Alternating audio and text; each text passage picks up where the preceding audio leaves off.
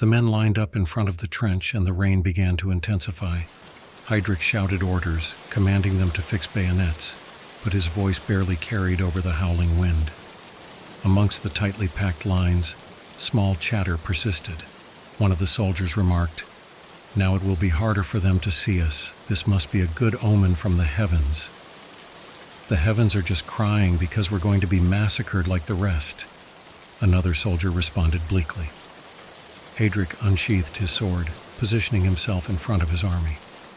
In that moment, it felt as though the whole world would pause and listen to him if they could hear and see him. He began his speech. "There are no words that can fully express my gratitude for your unwavering loyalty during this war. I won't deceive you. Most of you will not survive. I refuse to lie to you. We've been fighting monsters and demons, committing every imaginable sin just to stay alive these past 4 years. All I can offer now is one opportunity, and that's to not live as animals, but to die as men. I won't be joining you in heaven, for I'll rightfully burn for eternity in hell. I can't promise you safety, but I can promise you one hell of a story to tell your Creator." Matthias struggled to attach his bayonet. The soldier, who appeared to be of similar age, standing next to him, asked, "That's one hell of a rifle. You're a sniper, aren't you?" Matthias replied, "Yeah, they're throwing everything at this." The soldier leaned in and whispered, "This is as bad as everyone says it is, isn't it?" Messiah replied, "I assure you, it's much worse." The soldier, upon hearing his words, pulled out a tiny metal cross and kissed it before beginning to pray. Heydrich told his men that when the cannons stopped, that would be their cue. After much struggle, Matthias finally managed to attach his bayonet. Then the cannons ceased their deafening roar. In that moment, Matthias experienced the most surreal silence of his life. The only sound he could hear was his heartbeat, and it felt as though the whole world had frozen, leaving him trapped in an eternal moment. But then Heydrich's whistle pierced the silence, and suddenly the world sprang back to life.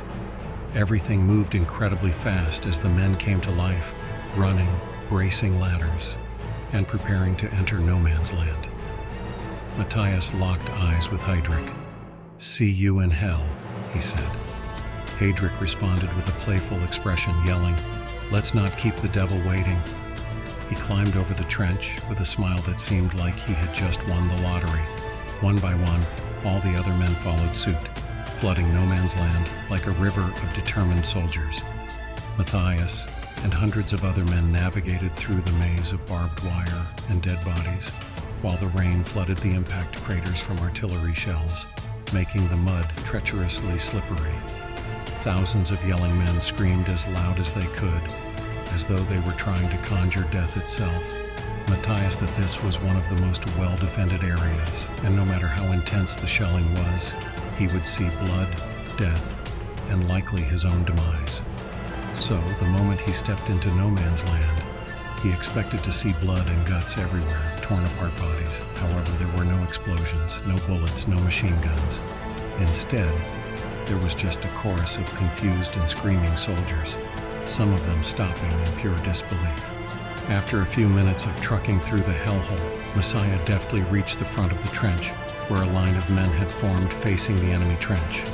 With caution, Matthias began to make his way towards the scene. The soldiers ahead were in the midst of an argument, questioning whether the bombings could have truly been that effective. The front of the trench appeared eerily abandoned, leaving an unsettling feeling in the air. "It must be an ambush," yelled one soldier, leading others to don gas masks in apprehension. Though many soldiers hesitated, Matthias pressed on, determined to explore the trench. It lay in unnatural darkness, devoid of any illumination for days. Messiah took one look at the trench and saw how unsettlingly dark it was. As a man who spent most of his time underground in the war hiding in the shadows, this pitch blackness was like nothing he ever experienced. Matthias equipped his gas mask and bravely jumped in, hitting the floor gracefully as a rock, taking a deep breath before opening his eyes to find no signs of life around. A light shined behind Matthias. It was a flashlight from the top of the trench, shining on him like a miniature sun. It was his fellow soldiers, one of them exclaimed. He's still alive. Encouraged by this discovery, more soldiers jumped in, realizing that the trench was potentially not a death trap. Matthias activated a flashlight, despite many soldiers flooding in. Matthias cautiously alone descending further into the dark, abandoned trench, watchful of potential enemy traps such as landmines. In his particular line of work, he was always alone and preferred if he die alone. Amongst his venture further down the trench, he now has one common trait. Everything remained untouched. Rifles, food, and artillery shells lay undisturbed. Yet there was no trace of the enemy. Matthias took off his mask, and at that moment his nose got the thing scent of corpses. He continued forward until he found a doorway with some sort of static noise emanating from it. Consciously, he approached it, his hand reaching out to touch the door. With a deep breath, he braced himself and threw open the door, only to find the room empty. The complexity lay in the fact that the lights were on, but nobody was home. Freshly made food and warm coffee sat untouched on the table, puzzling him even further. As he scanned the room, he traced the source of the noise to an abandoned radio post, where an operator's voice struggled to reach someone. Messiah, realizing then in this room was empty, took a deep breath, allowing the deep breath to fill his lungs as he absorbed his surroundings. Amongst the room's curious features, he spotted a nicely decorated captain's suit adorned with many medals. What struck him was the lack of bullet holes in the attire. "Captains get all the luck," he mumbled to himself. Suddenly, a squeaking noise caught his attention. Turning his head, he saw the same rat from earlier nibbling at the captain's breakfast. That was not just a rat. To Matthias, that was the rat that wronged him. That one that would forever haunt his dreams. Captured by rage, Matthias aimed his rifle at the rat, firing indiscriminately at it, but each shot missed its mark. The rat managed to escape, looking defiantly at him from the table. Matthias remained determined, pointing his rifle at the pesky creature until Heydrich and a group of men appeared, and Heydrich firmly grabbed his rifle, Heydrich yelling at him to save his bullets for the real enemy. His commander, looking in his eyes, softly said, "Breathe, my son." Matthias replied with, "Yes, sir." Being good in his eyes evaporated, turned back into a sad, defeated man. Heydrich gave his rifle back to him and with a warm smile and said, "You should probably be that angry next time you see the enemy, but I'll make sure that I'm far behind you." With a generally friendly smile, Matthias replied, "You know, my aim would probably increase if you stood right in front of me." Heydrich responded, "I'm afraid if you do pull the trigger this time, the enemy will give you a medal for that one, son." The man in the room began to laugh at that joke. That moment was a nice distraction from the war. However, it would end when one of the men noticed the rat. He said, "Is this what you have been shooting at?" Matthias replied, "The damn thing is the bane of my existence."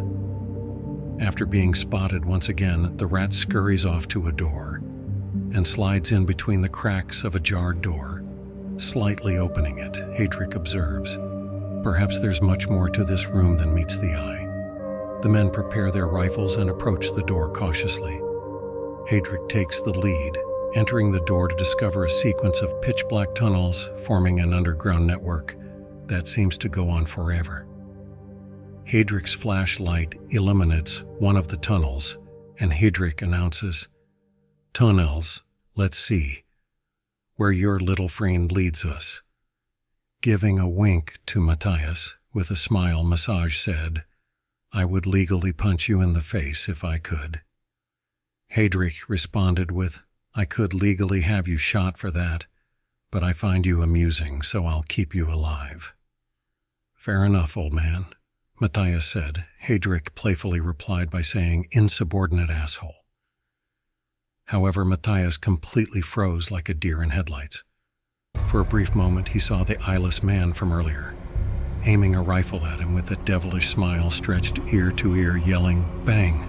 His vision went black, and all he could hear was his son's voice echoing in his mind, telling him, "Wake up, Daddy. time to kill again. The black void began to materialize. Heydrich, the first to recover, orders his men to explore and scout ahead. They mostly find a series of abandoned rooms with nothing remarkable. In one room, Heydrich instructs one of his men to go get reinforcements. Turning to address the rest of his men, he orders them to spread out and cover as much ground as possible. Matthias, however, doesn't hear anything from Heydrich.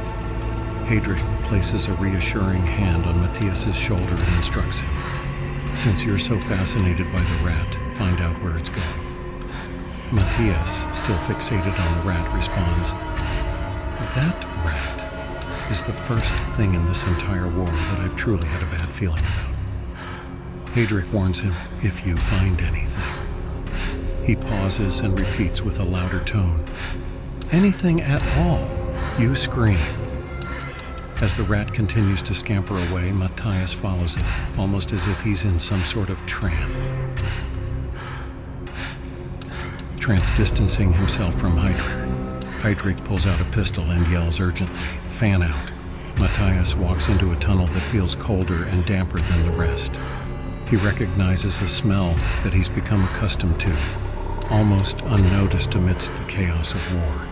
The unmistakable stench of rotting flesh. In the darkness, the silhouette of a rat came into view.